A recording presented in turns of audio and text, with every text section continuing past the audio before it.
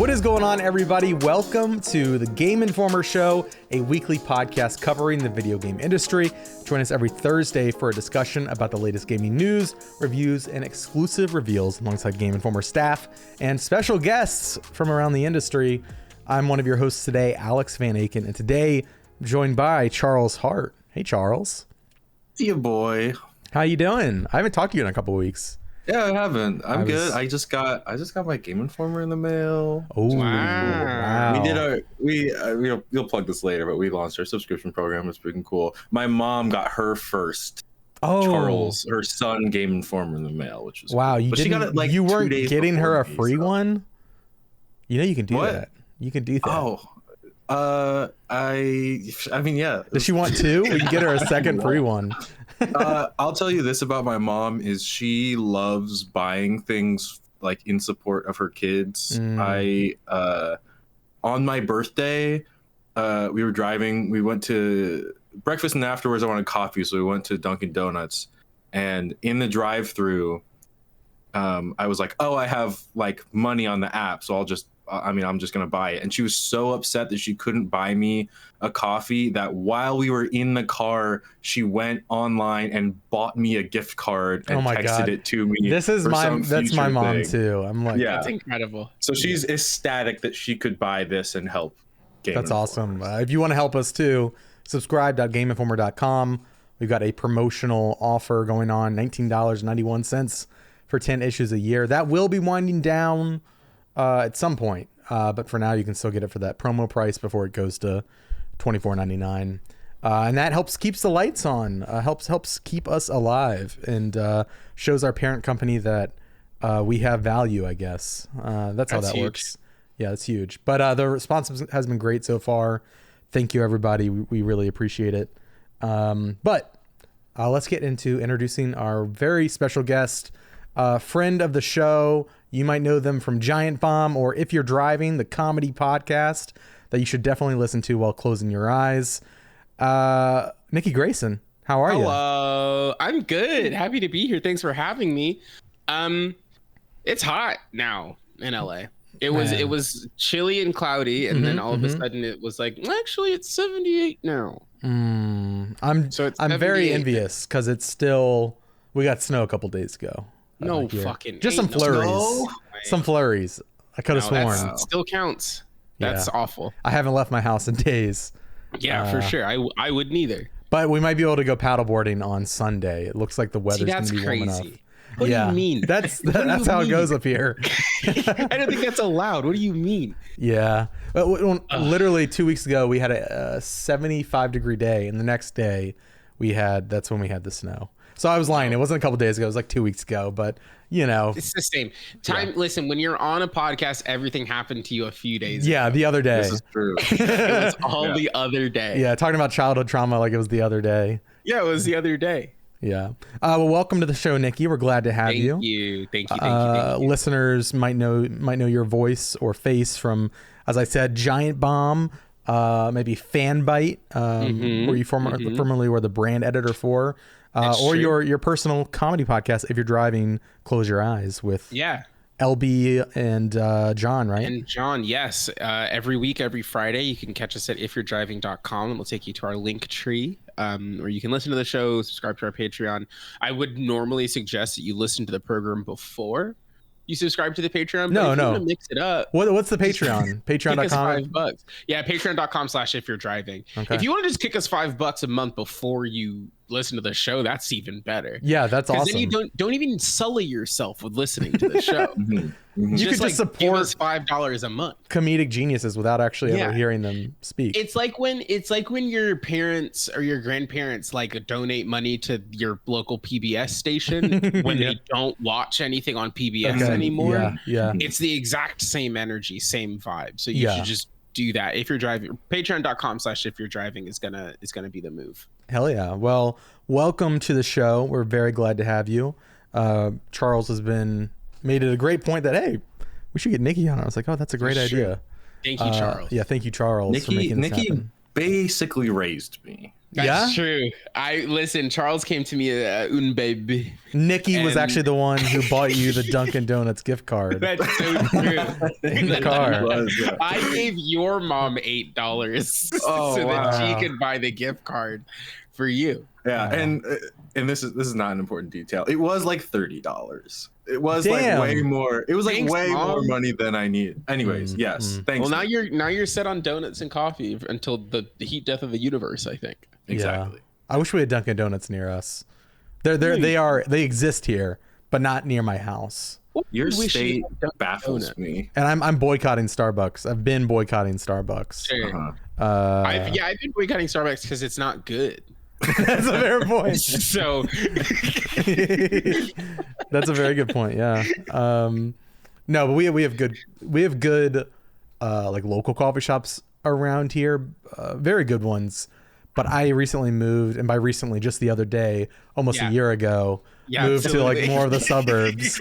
And all I have near me is Starbucks, and so I'm just like, I'm in a coffee drought over here. But you gotta just get deep into making your own. Jan, listen, if you're looking for someone, you already did. In the pandemic, I spent like $800 on like a espresso machine and grinder. But literally, this is actually the other day. This happened 2 days ago. I was going to make my coffee, trying to be a good boy, not spend money, and literally a spark flew out from my grinder. And it just blew the motherboard on it, and it's just gone. So I made like a very watered down espresso with like half the amount of beans I needed. It was awful. So I haven't had coffee since then. You gotta call an adult. They'll fix you right up. Did you get it from somewhere cool? I found out that I bought my mattress from Costco. I also just moved, but actually recently the other day moved. I bought my mattress from Costco, and if you're Costco, you're not listening to this part. No. But it was in a storage cube for 18 months, like laying on its side, and the middle of it got completely fucked. And it's recovered now because it's been in the correct orientation and has had time to rise back up. But it felt underbaked, by which I mean like the edges were firm, like a mattress should be. And the middle was goopy. That's not good. Which is incorrect. So I called Costco, and they were like, okay, we can come pick it up tomorrow and we'll just give you your money back. And I was like, you didn't even check. You didn't ask me any questions. They were like, yeah, we'll just come get it. And I was like, actually, I'll just hold off, and I can return my mattress until 2031. That's ridiculous. And get your money back? And get my money back. That's ridiculous. What are they going to do with it? Most stuff at Costco has like a 5 to 10 year warranty on it. I need to get a Costco membership. They don't even care. That's wild. That's awesome. No, I bought my coffee machine, my coffee grinder at a boutique coffee shop in Boulder, Colorado, which is a state I don't live in anymore. So I think it's donezo, I think. Yeah. You should call and be like, it almost burned my house down. They hate that. Just be like, say it started a small fire. And be like, listen, like if you just give me a new one, I'll forget. Well, listen, I've got a following. Okay. Following. I have a magazine. Okay. We are going to talk about video games in just a second. This reminded me of a story. This was like a year and a half ago, during a lot of the protests and all that happened in Minneapolis. Because they obviously they're the ones in 2020 with George Floyd. We also had one for Winston Smith in Minneapolis, and I lived like right at the epicenter of all of that happening. And so like we'd be out and there'd be a lot of folks like protesting. Sometimes we would join them. Sometimes we're just living our life, but it's amidst all of that, right?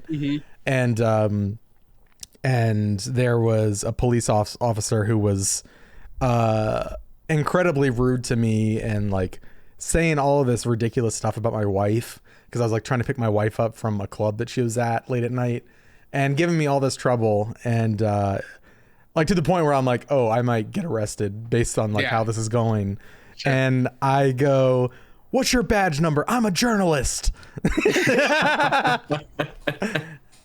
Why? And he believed it. I mean, I didn't tell him I was a video game journalist. It doesn't matter. It wasn't a lie. Yeah. You just couldn't do anything with it. Yeah. I'm interviewing Sega's Takashi Iizuka in 2 days. What's your batch number? Yeah. But I didn't get nothing. It de-escalated it, I think. See? I'd like to think. So, yeah, listen, shout out to the media badge. The media threat is a powerful thing. Yeah, they don't just give it to anybody unless you ask nicely, and then yeah, give it to people. Exactly. Well, let's get into video games. This is a video game podcast. Niki, thank you for joining us. I think we've several of us have been playing the technical test for Hades 2. True. It's been a lot of fun. I know it's old news at this point, but it feels good to be back in that world again. And I know that, it's just the first area that the technical test is encompassing, but I feel like it's really promising for Hades 2. I really like, what's her name? Melinoe? Yes. Or Mel, as some characters call her in the game. She's a really cool protagonist. I'm curious about like her connection to Zagreus and Hades, and how they got estranged and all that. I feel like they're setting it up for like a really fun Odyssey. Hey, yeah, I get it, because Greece. Yeah, Greece. But I was kind of, when they announced Hades 2, I was really excited for the studio, for Supergiant. But I was like, do I need to go back so soon? It looks very similar to Hades 1. Is that really going to do much for me? And instantly, like the first run just felt like it felt very good coming back to that game. And I feel like there's like so many stakes at play with the characters, and it feels natural in like an evolution for Hades. But how are you all liking it? Are you enjoying it? I think the thing that and I was talking to Charles about this yesterday, the thing that is like so incredible is that it so deeply is what if we made more Hades? And it's like, yeah, actually, like that's a great idea, y'all. Like, Greg, you had a great idea, Mr. Kasavid. What if we just made more Hades? Yeah. And then you made more Hades, and it's great. Like, it still feels good. The music in this game still fucking hits. Can you cuss on this show? You can. Fuck. I do have to edit it out, but you can't cut it out. I mean, darn it. It still really hits. I think one of the most incredible things about a sequel like this is that they really don't need to do much, which means that anything that they do in addition to like the stuff that existed in Hades 1 feels momentous and is also very immediate. So like that same way, Alex, that you were talking about, like you hit your first run and you were like, oh yeah, like I really did like Hades. Like Hades is a really good game. I'm just excited to be back in the world. Like seeing characters new and old like has been really nice, and it feels familiar in a way that is really comforting. And I'm excited to play more than just the first level and boss. Yeah, me too. They have said publicly that following the end of the technical test, which just ended recently, relatively soon, they're going to launch into early access. They're figuring all that stuff out. So, but yeah, it was very promising. I thought the gameplay, the new improvements, or not even improvements, but changes, I should say. That's a better word. To how Mel functions, like her various casts. And her cadence is the circle that she summons can become so broken. Yeah, the cadence that she plays at is so different because she is a witch, right? And like there is like a bigger focus on range stuff. Because Zag had his 3 casts that were kind of a reloadable, but now your special is a cast on Y or triangle if you're using a PlayStation controller. So like you're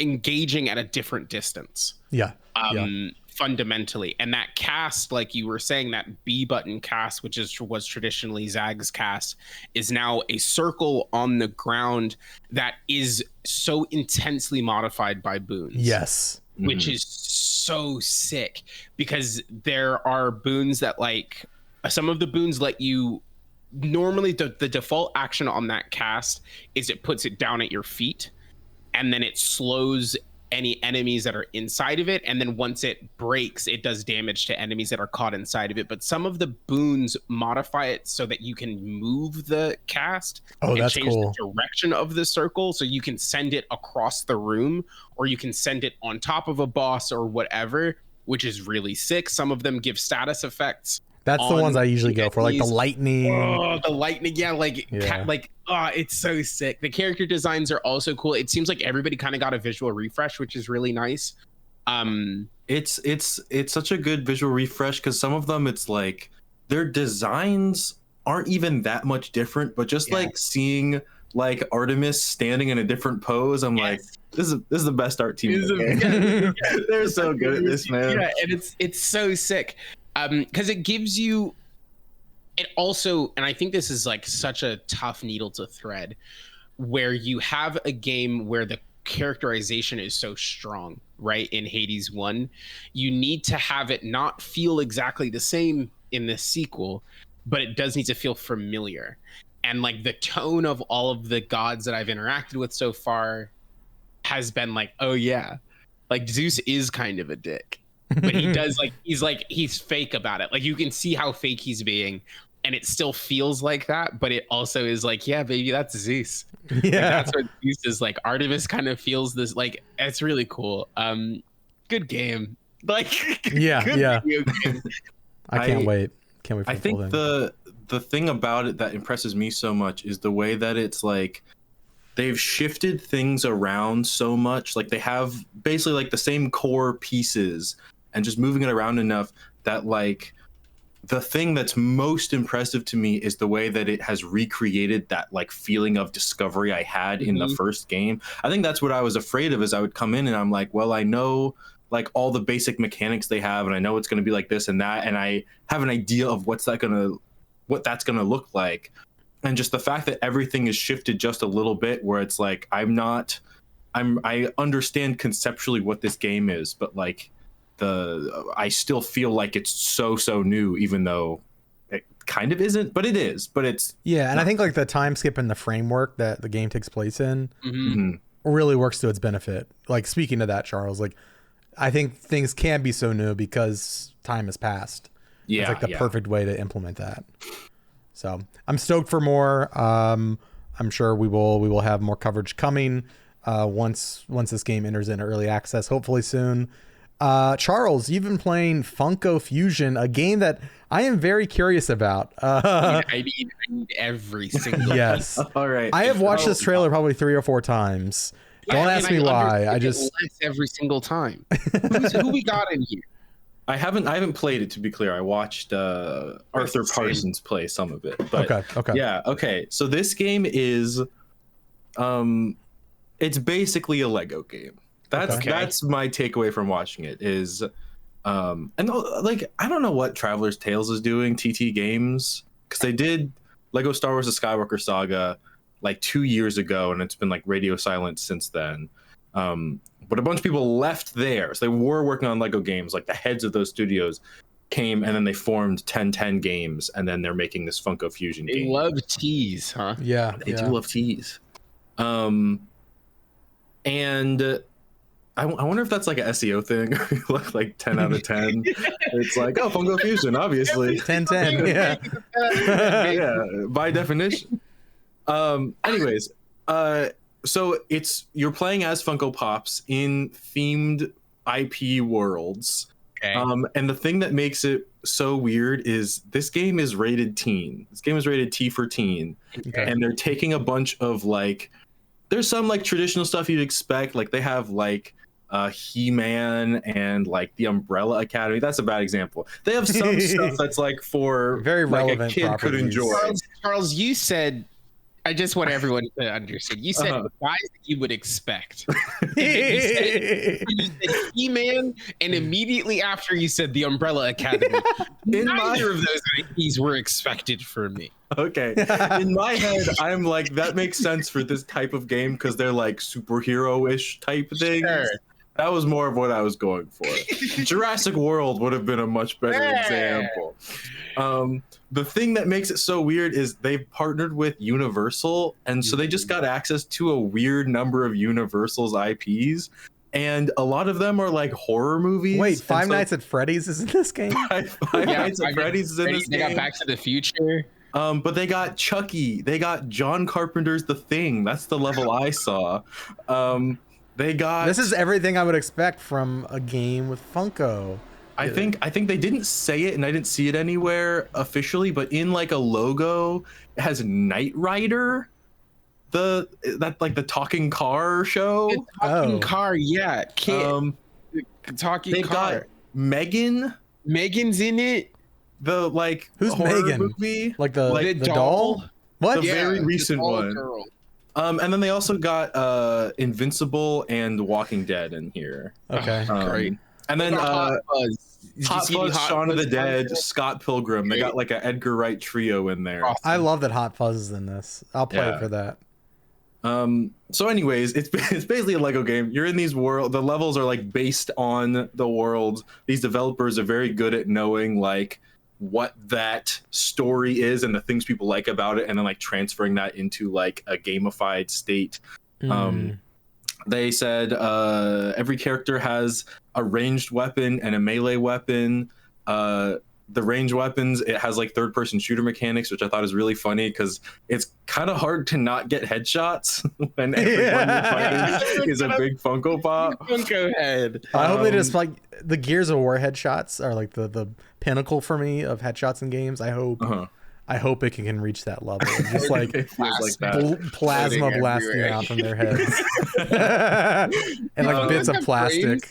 Were you able to ask the team? Maybe we can ask that at SGF if they're coming. We can see like, do they have brains in there? Yeah. Or is it hollow and empty? Do they have belly buttons? Blood, and we've definitely seen like the thumbnail for the reveal trailer that came out today has like a skeleton in it. So they for sure bleed. They bleed. They for sure bleed. Horrifying. Do you bleed? Yeah, for sure. Yeah, for sure. There's a scene in this trailer where like a helicopter propeller blade, I think, like falls off and like skewers someone's head. Oh my god, like, that's awesome. It's all very cartoonish, but it's very much like it's not just a. Would you say it's visceral? Game. Oh, I'm seeing a headshot. Okay, I can verify there is no plasma coming out of the headshots, but the heads do pop off really nicely and fly off. So that's cool. So there's some kind of like multiverse story going on. Of course. So you're jumping between all these worlds. Like a Lego game, there's like, instead of Lego items being around, there's vinyl items being made around, because I guess that's what Funko Pops are made of. And if you hit those, you get currency, which I think is just vinyl to mold into stuff. And then, so there's the main levels. And then they've talked about, you can go through them. I don't know if it's in any order. Like I assume there's some kind of tutorial level, but it's not like a linear game, but like the levels themselves are linear. So you can like pick and choose which ones you want to do at what point. And then a lot of the worlds will have cameo worlds inside of there. So I think all the IPs are represented by some kind of level, but like the example they gave was we watched them play John Carpenter's The Thing. And then in there, using a speaker, an amp from Scott Pilgrim, they opened up an area and then they got into a Shaun of the Dead cameo level. So sure. Yeah. The last Lego game I played was Lego's Marvel Avengers. It was like the 2015 one. Yeah. And that was really good. And it sounds like kind of a similar loop. Yeah. I don't know if they've like evolved that at all. Like, I don't know if that's pretty standard now. I know back then it was like, oh, I can switch to the Hulk and smash through things. Charles, I know you're more tuned into the I'm Mr. Lego. Yeah, you're Mr. Lego, big Lego. Is that like, has that continued on with the other games, or is that more of like a Marvel team up kind of thing? There is definitely like eras of Lego games. You have like the early ones, and then probably around like Lego Batman 2 and Lego Marvel, which was like 2012, 2013, they started adding like open world hub worlds. So I think of that as like a new era. That goes up until like 2017, 2018 when they have Lego DC Supervillains. And then there's a 3 or 4 year break before Lego Star Wars: The Skywalker Saga comes out. And there's been a bunch of reports of like that was like a troubled development, lots of crunch. Like it was delayed a bunch. It just was a bad time they had making that game. But it's one of those like awful instances of like the people went through hell to make that game, and it's really good. It's really good. Cool. It's a really good video game. But it's like that one is it used to just be like the original Lego Star Wars. You have 5 levels to tell the story of an entire Star Wars movie. These are like levels and like open world segments and in Funko. I'm talking about in Lego Star Wars: The Skywalker. Oh, okay. I'm sorry. Yeah. This one has new third-person shooter mechanics. It has like lightsaber combat that's not just pressing a button. There's like jumps and throws and using the Force and stuff. So Skywalker Saga, I think, stands on its own as like a new generation of Lego. That's like it is definitely the best one of those. Yes. And like considering, I did not realize that this 1010 team was ex Traveler's Tales folks. But if I made that game, I too would want to kind of be done, if only because like I don't know what else. Yeah. What else can you do? Like legitimately and actually, like I think that's the pinnacle of that style of game. So to be like, actually, I would like to make something completely new, quote unquote. Let's get into Funko. And different. Yeah, we gotta dive into the vinyl minds. Well, and it's funny hearing Arthur Parsons talk about it because he's the guy. He was at the head of a lot of the like DC games. And he talked about like he just really likes He-Man. He mentions it every time he talks about this game. He's like, I'm so into He-Man. And so he's just really excited. This announcement came with a press release separate from the 2 times I've talked to him that mentioned that he loves He-Man. Like that's how much it's in the official material. It's on record. So there's no Lego He-Man, so I imagine he was like, "We got to get into Funko." Yeah, who's gonna get He-Man involved? The Funko's got He-Man.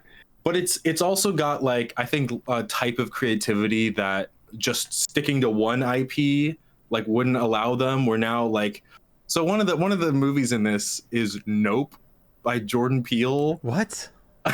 Exactly. I don't know. I think I saw. Okay, I was wondering what. Yeah, I see a screenshot. Kiki Palmer I didn't realize that was Nope. Yeah. I love the Funko version of the alien in Nope is great. Oh, I'm now seeing the watermark. I didn't see the watermark before. Okay. That's so wild. But one of the things, they all have to have a ranged weapon and a melee weapon. So they're talking about how they have to get creative.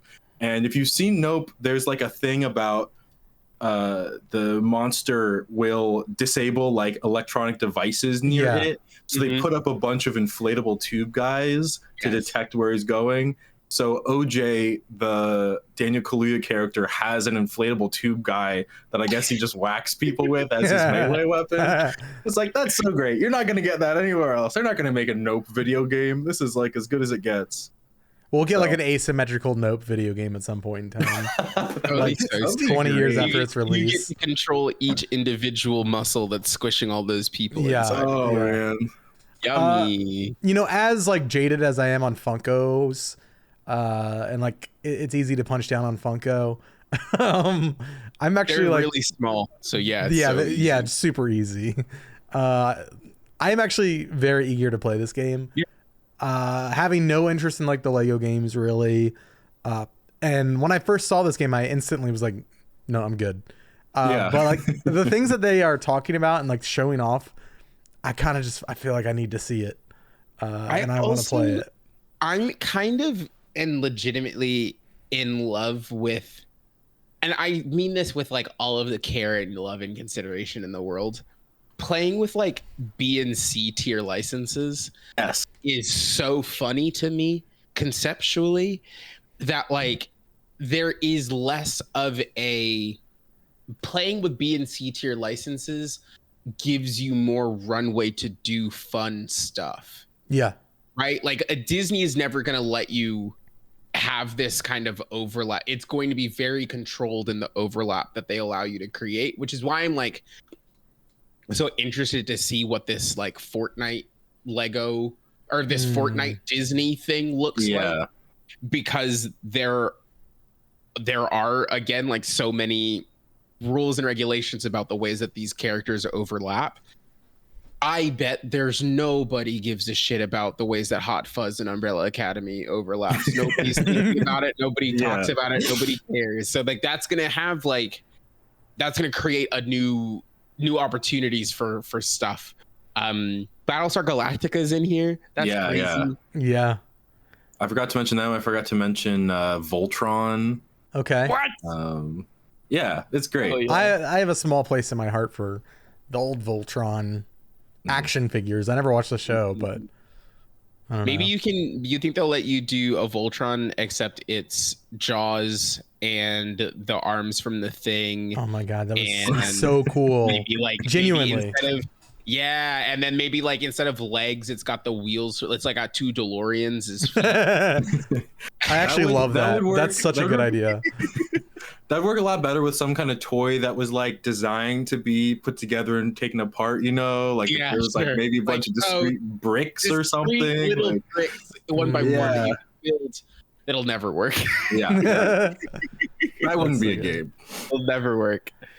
This thing's out this year, right? Like August or something? Yeah, they announced the release date September 13th, I believe. Also, I got to give them props. Yes. We're getting back to pre-order bonuses. Yeah, maybe finally. Let's walk it back a little and get back to those. All the way back. Listen, I need different skins for different retailers. I need to go to Buffalo Wild Wings. I need a gold weapon.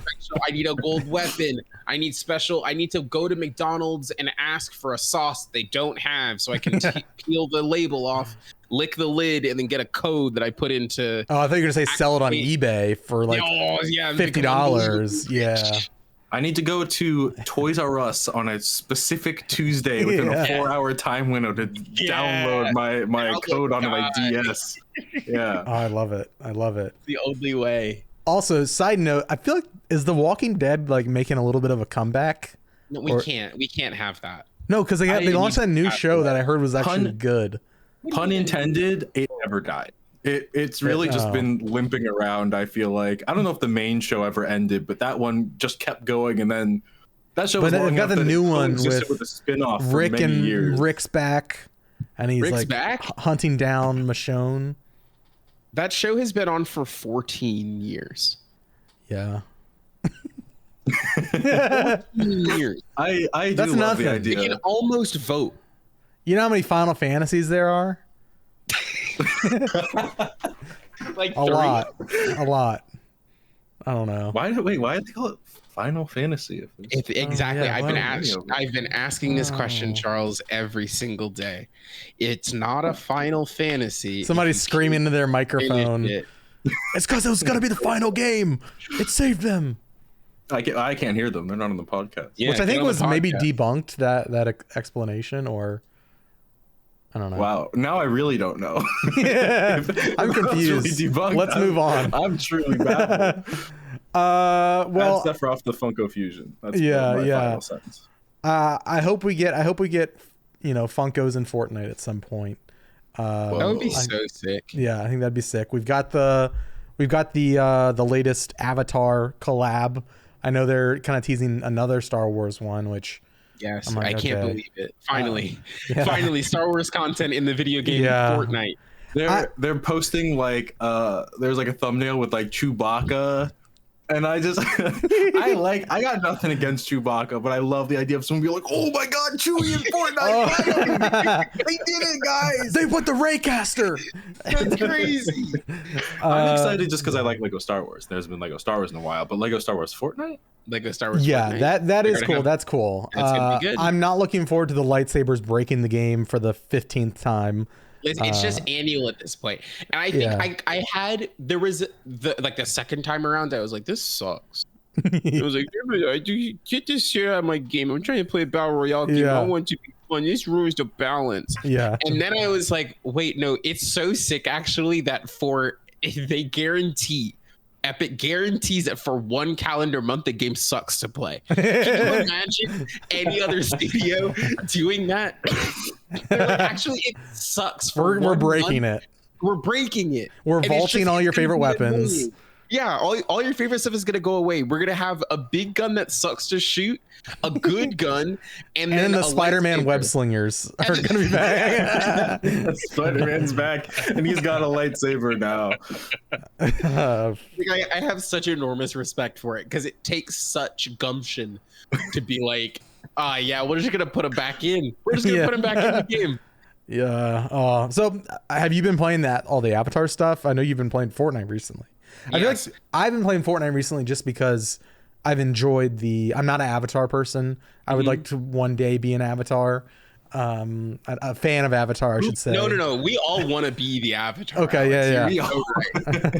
Yeah. I'm just playing it because I like the game. Listen. Let me give you a cool hacky. It's like waterbending. You get in the shower, right? Oh, are you doing the fingertip thing? And right underneath the faucet, you put your fingers out like this, and it's exactly like Katara. Exactly. Perfect. But how is Fortnite? How's the Avatar stuff? Good. I think it's really weird, right? Because every time they have one of these like deeper collaborations where the guys don't just like show up in their skins, it does fundamentally change the meta. And I think it is always really interesting the way that they the way that they ramp up and ramp down the meta changes. When this season, which is like themed after the Greek, like a Greek pantheon of gods situation, has like a lot of fun mechanics in it. Like there are multiple like boss fights on the map. Like you can run around their different locations and you fight gods. There's a bunch of like you can get like Icarus's wings, you can get Zeus's thunderbolts. There's like a whole like chunk of the map that has it's not infected, but it's like spiritually enhanced water. That gives you like these like 3 horizontal jumps, like little blinks. And that's really a really fun mechanic. Yeah, and then they're like, actually, we're taking a lot of that stuff out. Avatar is here. Oh, wait, I didn't know they took that out. So the blinking stuff is still in there, but like all of the weapons, like the mythic weapons, like they took those out and they replaced them with the bending. And in like those conversations, like I'm so desperate for like to hear like conversations about like how they talk about and how they decide which mechanics they have to push to the side that are original in favor of these licensed ones. But yeah, you can earth, water, air, and are they the same POIs? They're new POIs for the Avatar shrine. They've got little shrines, so you can like open a chest and get like fire bending out of the chest. Okay, yeah, which is definitely how it works in the television program. They open a box and they're like, I can fire bend. But it kind of feels the same as every other ability in Fortnite, like the Deku smash. You like pick it up and it's like you press right trigger and then you do the thing. You do the thing it says on the box. So when you firebend, like you press right trigger and then you fucking firebend. When you have the airbending one, it turns into like that wheel thing, like it's like a mobility thing, and it like lowers your fall damage and that kind of stuff. But it's really cool, and I think that like the pace of it, because they are such like, you're not really going to get sniped with any of these abilities, which I really like. Some of the abilities, like the Deku Smash one, when the My Hero, was that My Hero? Yeah. I fucking hated that one because you could get got from across the map in a way that like didn't feel satisfying or fun or fair. But when like you are fired like in a bending fight with somebody, like it feels even and it feels matched in a way that I actually really appreciate. And then it all goes away in a couple of days, and then it'll be back to the Greek god kind of stuff. It'll actually be Star Wars. It won't even go back. It won't even go back. Yeah, it'll be Star Wars. So like, we'll get some lightsabers, and it's unclear like, I don't know if it's probably going to just be the same as it was last year, because there's not a new Star Wars. At least last year there was Ahsoka, right? Ahsoka. I don't know. Well, that wasn't even that wasn't even a full year ago. That was That was at the end of last year. Yeah. The last season. So who knows? I think more of the Star Wars stuff for this year, or for this May the 4th cycle, will actually end up being in Lego Fortnite, because that's like all of the teaser stuff that they're doing. I think that they will, because they've been adding Lego skins to pre-existing skins, like Lego versions of the skins, like every couple of weeks. So I would assume that all of the Star Wars skins that are in the game will finally have full Lego representation. I would like to dive back into Lego Fortnite. Me too. I thought it was really good at the beginning, and then I was like, oh, this is definitely for children. There's not, it's pretty shallow. And like same with Rocket Racing too. Like Rocket Racing, I was like, wow, there is something here. And when you get into the higher levels, that's not a racing game anymore. It's a platformer. Yeah. Which is really sick. But it also felt like similarly shallow. But I think with Rocket Racing, especially once it goes into UEFN and folks are able to make custom maps, I think it's going to be really fun on that front. And then they've been adding a lot of, like every month there's an update to Lego Fortnite. So yeah, I also am planning on hopping back into it next week. I wonder if I know when they first showed off the like pre-built modules in Lego Fortnite, they're really expensive from what I remember. They're still really expensive. Are they? Okay. I was wondering if they like walked that back at all, or they're just sticking to their guns. I'm also still like legitimately and actually shocked that they have not, like, if anybody's going to do Toys to Life in the year of our Lord 2024, it has to be Epic because they're the only ones with the scale to do it, which is a crazy thing to say because the last people who tried to do it was Disney, and Disney definitely had the scale, but they couldn't do it. Yeah. But it is shocking to me that you cannot go buy in your local Target or at your local Lego store, go buy a kit that is buildings in Fortnite and then get a code for the video game Fortnite. You still can't do That's that. A really good idea. And that feels so... I would be okay with the prices at that point. Like if I got a physical toy. I agree. If you were like, it's $35, but you get real you cannot buy it in the video game. You have to go to the store and spend $35 and you get it in the game and then you have the Lego set. Yeah. For sure. It feels like that should have been day one, but I guess I don't know what the scale, like the ramp up is for producing Lego. It has to be crazy. I do think like Legos, I think that price would get out of control really fast too, because like there was a Lego Dungeons and Dragons thing. I love Dungeons and Dragons. I love Lego. I was so excited. I was like, I'm gonna buy this day one. It's like $400. Crazy. For like a castle and a dragon and some minifigures. And I'm not saying it's like a bad product, but I think there's something that happens when you have like different licensed stuff overlapping of like, this is the cost of the Legos, this is how much they want to profit, and then this is how much Dungeons and Dragons want to profit. So I think it would probably become a thing of like, Fortnite has no incentive to not just add the entire price of what that would be on the shop onto that Lego thing. Lego set. So a normal $30, which is a small Lego set. Yes. It's like a car. That would be like $50 or $60 just because of how it all works out. But I think people would buy it. I think people would buy it. Yeah. And like people were dropping that controller, that Riffmaster PDP controller for Festival, which is just a Rock Band controller. Like straight up, it's just they downloaded the CAD files and they were like, we gotta put another stick on here. That's how we're gonna make it new. There's a thumbstick on the back now. And they're like, it's $150 and those things sold out. Like I think they have the scale.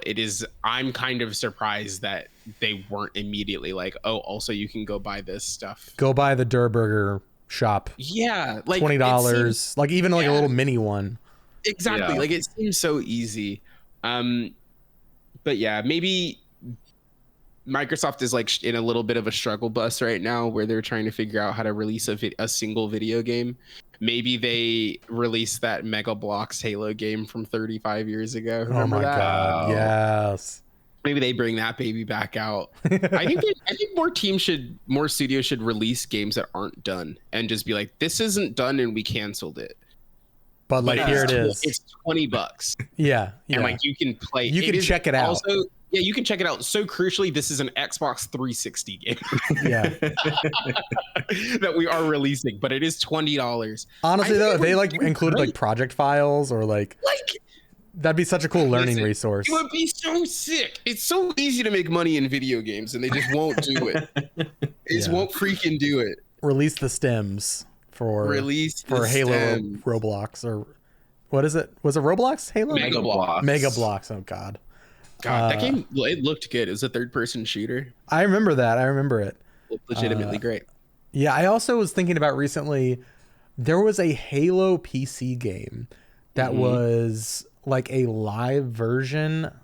This is probably Halo PC. Do you mean game. Halo Online, the Is Russian that all it only? was? You mean the Russia only Halo No, game? no. Oh, okay. I played it at my grandparents' house, and I don't think I would have been able to install that. Were your parents in Russia? No, they were also, not. It was the year 2012. They were in Virginia. What was that game? It had a lot of interesting maps on it too. They had like they had some of the Halo 1 maps, and then there was like all new ones. It was like a different version. Oh, it's gonna drive me nuts. But I remember it being like, I barely got it to run on my computer. It was like a huge hassle, at least for like a 10-year-old kid, 12-year-old kid. But yeah, I was thinking about that recently. They gotta pull that out from the Halo vault. Actually, speaking of, this is a good transition. I've been playing Halo Infinite recently. Good game. Kind of getting back into it. I recently played, I don't know if it was a Forge thing or an official collaboration. I was playing a custom game with Tom Caswell from GameSpot and some of his friends, and it loaded me into a Minecraft map. Like I was in a Minecraft village with like the actual villagers are walking around, and then it's like, oh, and here's a scorpion tank. So funny. It was just ridiculous. Like but I've since I booted up last night for a bit, and I'm kind of back on the Halo Infinite grind. I always enjoyed like the gameplay of it. It was more like the progression systems, and the content was kind of lacking. But I've also been on record as saying I feel like that game got a lot of flack that I think it was a bit overboard personally. For sure. I thought that game was super solid at launch. Multiplayer wise, that's all I really care about. Yeah. I don't really. Sure. I did watch the ending cutscene to the campaign last night.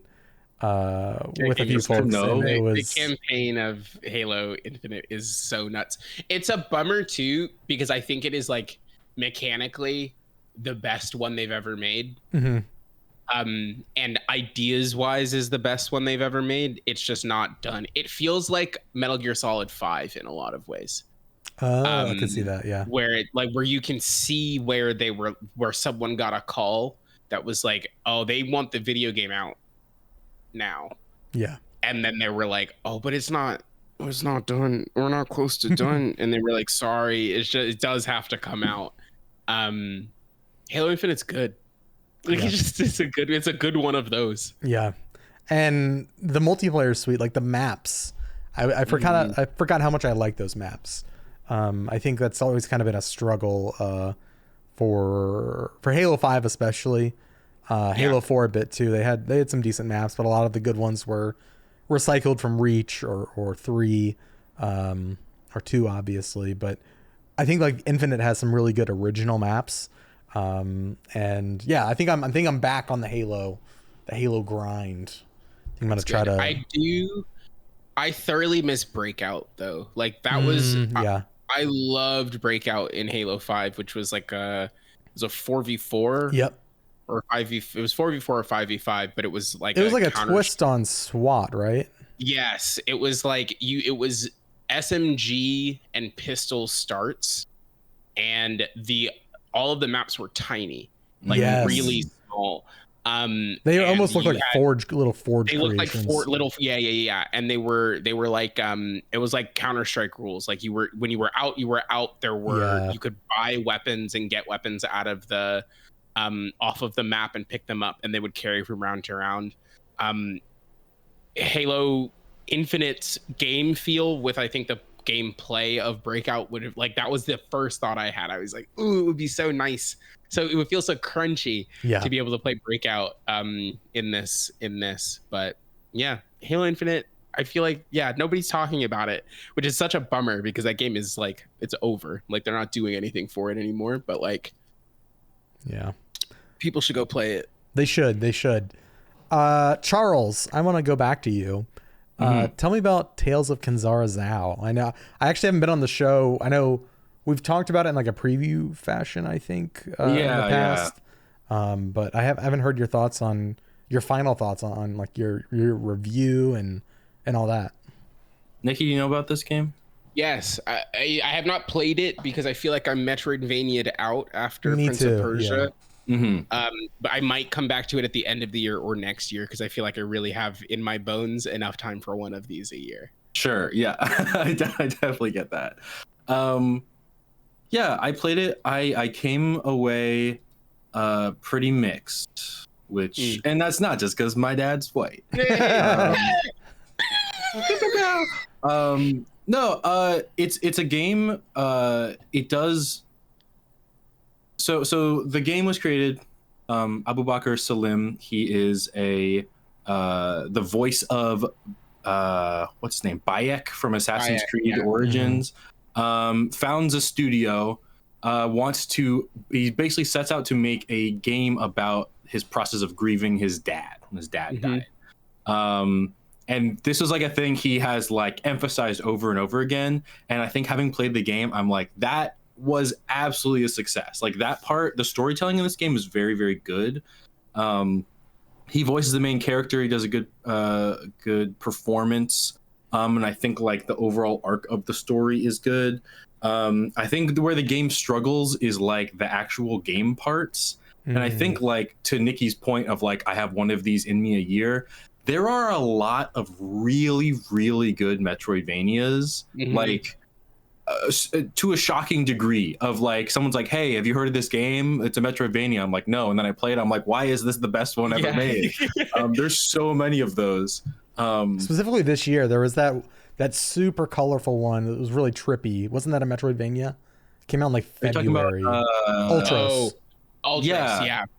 That game's cool. That was also a Metroidvania. Yeah, I heard really good things about that. But again, it's like, it's a lot of time to kind of learn these paths. We should have a Metroidvania of the year category. Yeah, it feels like it. Yeah. But like Prince of Persia, Hollow Knight, Metroid Dread, like those are like the highest tier stuff. And then even if you go down, this is like a not great Metroidvania, and I think it feels worse because I'm so used to like really, really, really solid Metroidvanias. I think some people came off on it liking it more because they connected with the story a lot. And I think the story is good, but to me it was like the mechanics that were keeping me out. So it's you play as Zhao. It's in this world inspired by Bantu myth. So it's all this like African folklore. It's very colorful. The art direction is very good. The whole gameplay mechanic is you have the Mask of the Moon, which is this like ranged attack focused one, and then Mask of the Sun, which is more melee stuff. And you can switch between them really fast. And that's really cool. I enjoyed that a lot. My main issue with this game is it's a Metroidvania, but the way the map works is as soon as you enter a biome, you unlock the entire map for that biome. Confusing. That's the opposite of how I want that to work. Wait, so you don't have to explore to unlock? You have to explore to like get stuff, but once you enter like grass area 1, you can see the entirety of grass area 1. And what that actually does is it makes it harder to explore because I'm looking, you have like objective markers, so you know where you're supposed to go. So I'm looking and I'm like, I don't actually know where I have and haven't been, especially when you're backtracking. And then it's also like, I'm walking up here. Oh, I'm supposed to go left, but I can see the right is a very quick dead end. Oh, yep, there's a collectible. And it's like, that was the game, which kind of takes the wonder out of it. Yes. And even if you could unlock the map, it still didn't feel very like, it was a lot of those like, hey, if you go right here real quick, there's a little thing. Hey, if you go left here real quick, there's a little thing. And most of those are just like little bursts of like experience points, which you can get to like fill up your skill points, which is how you unlock new moves and stuff. But even that is like, I find one and I get like less than a quarter of a skill point, or maybe a quarter of a skill point. And it just kind of devalues the idea of like looking for secrets and stuff. There's some stuff like your health upgrades are going to be around your, there's like a few upgrades. So that's the thing. But my like main issue on top of that, I got so far in this game and I was like, gosh, it is taking so long to kill these enemies. I feel like I'm dying so fast. It's just like a slog. It's not like impossible, but it's just annoying. And then I get to a thing called a spirit trial. And apparently there are spirit trials hidden in like the 3 major areas of the game. And it's like a combat gauntlet. And it's how you unlock your spirit bar upgrades, which is like a focus meter in Spider-Man. That's like healing and abilities, and you get more like gear slots. So I went through this whole game with like 1 or 2. You went through it on like the hard mode. 1 trinket slot, and then I was like, oh, the game was not telling me by either explicitly or implicitly that there was major upgrades hiding if I went back to these areas. And that was like the only thing I missed also, because it's specifically at a point where you get there and then it's ability gated. And I'm like, well, I can't go here now. The game takes me back everywhere, so I assume it'll bring me back here. But I couldn't look at the map and see I hadn't gone there. There's no map marker tools for me to say I hadn't been here yet. So it was just a thing of like, eventually I went back, got all those, and then cleared the end of the game. Not nearly as hard, because I could do all my stuff that I'm supposed to be able to do. That's rough. And that's like a hard review to write too, because it's like, I know I'm not stupid. I have to prove that to you, though. I know what I'm doing. Here's my report card from 6th through 9th grade. Yeah. I promise you I can solve puzzles. Yeah. Like 3.82 G. I was a good kid. Oh, damn. I was a 2.5. Whoa. 2.3 maybe. I gave up. Yeah. Maybe this game isn't for you. No, maybe you should skip this one, Alex. Yeah. Why don't you go play Fortnite? Go play Call of Duty. Yeah. Anyways, yeah. So it was just a thing where I was like, I got all the way through and have to explain in like broad mechanical terms of why that's like a balance issue, because that shouldn't be. That should be like your reward for beating a boss, or just make it so there's fewer rewards and they're more important. But there's just like all these factors that led up to me not getting those things. So that like mechanic part was really like frustrating to me. Yeah. But story good story. Story good. It looks gorgeous. I've only seen screenshots. I haven't even seen it in motion, because when I saw the trailer at the Game Awards, I was positioned in such a place, I was behind like the camera dolly, so I couldn't even see any of the screens. That's great. It's so nice that they put seats back there. Yeah. So I've only seen. I saw the developer on stage, and then I've seen screenshots. It looks gorgeous, and that's like, you know, I'm a shallow guy when it comes to games. It looks good. It got a cool water shader, good grass shader. Yeah, dude. I'm down. I'm there. That's all I need. 10 out of 10, baby. Yeah, you can freeze that water. Oh, okay. How's is the ice shader look pretty good? It looks fine. It's good. I don't know. I played it on PS5, so I was. No, I mean the lighting looks really nice. The environments look cool. It's like a place I want to explore. There's one screenshot on Steam where you're kind of running through this like there's like a volcano in the background, it looks like, and like it looks like wide open. It kind of just like fills me with like curiosity. That's like the emotion looking at that. But then to hear you say, well, it kind of just answers that curiosity as soon as you load into the level. Yeah, it's that's kind of tough. like yeah, it's especially in relief, right? With like the ways, because the ways that Prince of Persia incentivizes you through mechanics, right? Like it has that little photography thing. It has you can leave your own marks, like because of the way that it incentivizes you to make that map your own and notate your own experience through that. Like if I were to take pictures, or if I were to like compare screenshots that I took in that game, like those little snapshots, with any other person who was playing it, they would be different for everybody, I'm sure, right? Because like your brain, everybody's brain works differently. To fill that gap in, which I think is critical in a Metroidvania. Yeah. Like those gaps is where the game is. Of not really, it's a where the heck do I go game, right? Yeah, it's like, the mystery of it. It's like I don't know, like that's the whole point. So to fill those gaps out is kind of a bummer to hear. Yeah, and I think the other thing for it, and I think I can still critically appreciate it this way, but I do know there are some people that were reviewing it that have like recently or have like strong memories of their life of like grieving parents or loved ones, and I think in that sense they like connected to it more than I did. So I don't know if there's definitely a version of this game. If I played it again, I knew where all the spirit trials were, and also I'd recently lost a loved one, I think it would definitely hit differently. And it's not like a terrible game. I think that's the other thing about it. Well, would you give it score wise I think 7.5. Okay, yeah, that's good. Yeah, that's good. Yeah, I feel bad, like grading someone's first game. Sure. Like, No, it's just a thing of like I want to, I don't know. I want to give it a 10, and then you'll make lots of money because artists deserve to make money. You know, sure, that's not what the purpose of criticism is. But like, I wish I could be that kind of person. Obviously, we can't especially like with something like this. We can't like extrapolate like what they will feel from reading your review, but like one of the things that I kind of think about when I'm giving a game like a lower score than is ideal, right? Is like I kind of like put myself like I experiment with game development, right? Like I'm working on small games, and I'm like, if I put a game out and it got like a 6 out of 10, I think I'd be like, I could find like even a 5 out of 10, like, okay, like it wasn't a 1 or a 2. It was my first game. It's like, yeah, right, like if it's your first game, like you're not gonna get it right the first time. I mean, there's even like other games that have had like their predecessors are 10s, and then a sequel comes down, it's like, oh, you fumbled the ball. It's like, doesn't mean that it's not a indictment on like your worth as an artist or a person. It's just like, you know, either resonated with somebody or didn't. And yeah, you can't really. I get you though, Charles. I get you. Yeah, I do wonder if like a former critic would have an easier time getting a low review, like a 5 or a 6 or something. Like, I don't know.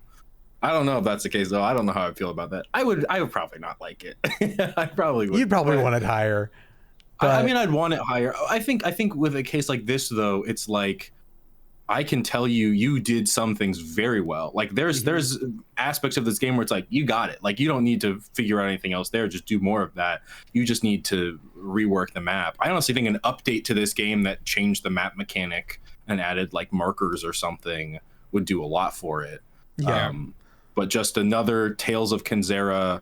One of the things in the game is the first protagonist is a guy named Zuberi, who's living in like this Afro-futuristic city, and his dad just passed away, and he's like, oh, my dad was a writer, this is a book he wrote, and then you're playing the game of the book that he wrote. That's cool. So the protagonist of the game is Zhao, but it's Tales of Kenzara Zhao. So there could feasibly be a sequel of like, oh, my dad wrote this other book, or I'm gonna write a sequel, new Tale of Kenzara, about whoever else is there. And like on the game about your score, like on the GI scale specifically, I think 7 is average for us. 8 is very good. We kind of skipped the good category, so like a 7.5 to me is like that's good. But I want to check it out eventually. I'm with Niki, like maybe later this year or early, like sometime next year. I have bookmarked Ultros to go back to based on this conversation. I gotta listen to that. You know, it's a good game where you're like, this reminds me of a different unrelated well, game. I don't know, man. I don't even remember. It just reminded me that, oh yeah, there's like a ton of Metroidvanias out there. Yeah. And Hollow Knight is definitely coming out this year. Like, it has to legally. It has to. Otherwise, people are gonna riot in the streets. So like, never been a worse time, I think, to release one of these. Honestly. Yeah. I mean, I think I remember I saw the trailer like right around when like Prince of Persia was around the corner, and I was like, this has to have come out before Prince of Persia, and then it would have been a lot better. But it's especially hard to go from that to this. Well, before we kind of wrap up here at the show, I just want to shout out a couple games that I'm kind of like, I wrote down on the show notes dabbling in, because I don't have very many thoughts on them, but I do think that they're cool and people might want like a quick shout out or a highlight if they're interested in it. One of them, which I plan to play more of, is Surmount. It's that game that Pop Agenda is helping out. Sick. Yeah. I'm trying to pull up the Steam page so I can shout out the developer. It is developed by Jasper Oprel and Indiana Jonas. That's funny. And it's published by Pop Agenda. This is like one of Pop Agenda's, I think it might be their first published game. I'm checking real quick. That sounds right.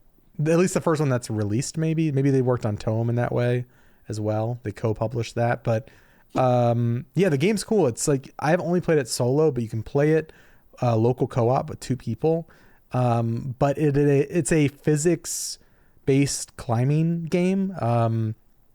There's a really cool character customizer at the start, and it's like very whimsical and chill. One of the things I like about it is anytime a game has a hub area that is like fun to explore, it's a really good sign for me that I'm going to play more of it. And this has a great hub town that you can climb about and all of that. But yeah, essentially you're kind of, going up this mountain. You can put in, they're like pitons already kind of, you're essentially in like a park, right? And so the area I've kind of gotten to, it's not the training area, but it's like the one after that. So like there are pitons from other climbers there. So, you're managing like a stamina bar. And then whenever you like to actually climb, you have your left and your right trigger, or your left and right hands. But you can like fling yourself. You get momentum by kind of spinning around, and you can kind of fling yourself upward. Yeah. Super real. I used to live in Boulder, Colorado. This is exactly how they did it. You'd be driving down the canyon and you just see people flinging around. 360s up about helicopters, the flat irons. And so you're kind of like tossing yourself in this really sometimes inaccurate but really fun way. And there are like obviously like some walls you can climb really well, others you kind of have to like scramble upward. There are windy areas that make it more difficult to kind of aim yourself in the right direction. There's things like waterfalls that get in your way, but it's a lot of fun. I think I really want to play it co-op though. I know Jesse Vitelli, I think he explicitly reached out to get a code so that we could play together. So we're going to be doing that soon, but it's very cool so far. I'm probably an hour and a half in, really enjoying it. Just dabbling though, but that is out on May 2nd. So is that the day this show goes out? Yeah. The day this show goes out, you can play it. It's out today. It's on Steam, and I believe I'll verify right now while I talk about the other game. But the other game I've been playing is one that we've talked about on this show before, but I hadn't gotten a chance to play it myself. It was actually a cover story game for us. It's No Rest for the Wicked. I downloaded that. I played about 2 hours of it. Really promising. I've really enjoyed it. I think I kind of want to put it down. It's one of those early access games. I typically will dabble, and then I don't like to play all the content in the early access just because I won't go back to it, honestly, if I do that. But it's really, really cool. Like there's a lot of climbing in the game that I didn't realize was there. And like stamina based swimming, climbing, that kind of thing. And it really adds another layer of dimension to what I think has become, to me, like a played out ARPG kind of format. I think what really separates it is, one, the art style, and two, like just like the limberness of your character. It really makes exploration feel, it almost feels like I'm playing like a Souls-like at times, where I'm like, oh, I found like this little shortcut, or this respawn point, and it kind of has that tension that you feel in where I feel like a lot of ARPGs these days, I'm so powerful that I don't feel that tension. I just feel like I'm like running through and farming things, or like even in early levels, it's like Diablo 4, right? Like once I get like my first set of powers, it's like, okay, like let's just go beat some stuff up. Yeah. This game, I'm scared. Sorry, this is from the Ori people, right? Yeah. Moon Studios. Yeah. Published by Private Division. There, Charles has the magazine for video viewers. I love props. Yeah. But the lighting, the art is, I mean, it's the Ori studio, right? Ori Studio. Yeah. So it's ridiculous looking. But the dudes in it are really ugly and awesome. Yeah. Their proportions are all messed up. I love it. Anytime I can play like a little bit of a fucked up looking character, like that's what I go for. And they got some ugly guys in this, so I'm enjoying it. I want to see more. I'm kind of putting it down for now. But I did want to highlight it, because I think that one point in time I looked at like the Steam reviews, and it was mixed, and I was like, oh, I would expect more from that. It looks like it's balanced out more now. Now it's mostly positive, I think. But yeah, my takeaway was positive. I'm really enjoying it. That's the thing that's so tough about early access. Yeah. Is that like it's early access has been around for a really, really long time, but like my brain is still, it sounds like my brain is kind of built like yours, Alex, where it's like, if I can play it, I'm kind of assuming that that's the version that I'm supposed to be playing. Yeah. So like I'll go until it's done. And then like if I burn myself out, that's why I'm really afraid of Hades, right? Like I near my coworker at Fanbyte, now over at DE, working on Warframe, like was really fucking ringing that bell about Hades. I was like, no, you don't know anything about anything. I'll never play Hades. Sounds stupid. Sounds like a dumb video game for idiots. While it was early access. And I'm like, I'm angry and mad at myself that I didn't trust Nier when they were telling me, but I'm also very glad that I didn't play that game until it was done. Yeah. Because then I was like, oh, here's the whole game. My deep fear with Hades 2, right, is that like now I know what Hades is. I'm invested in the franchise. I want to play more Hades. Yeah. The idea that I will be able to put a bajillion hours into this game that isn't going to come out for another calendar year probably, it gives me deep anxiety, because the thing I don't want to do is be burnt out on it this time next year when it comes out, and then be like, I kind of played it for a year when it wasn't done. So it's a hard needle to thread. I need to have the courage that you do to put it down, because like, yeah, I mean, it's easy when like we get codes for it, right? Like, for sure. If I was paying for this game, I'm like, I'm gonna milk it for everything absolutely. I can.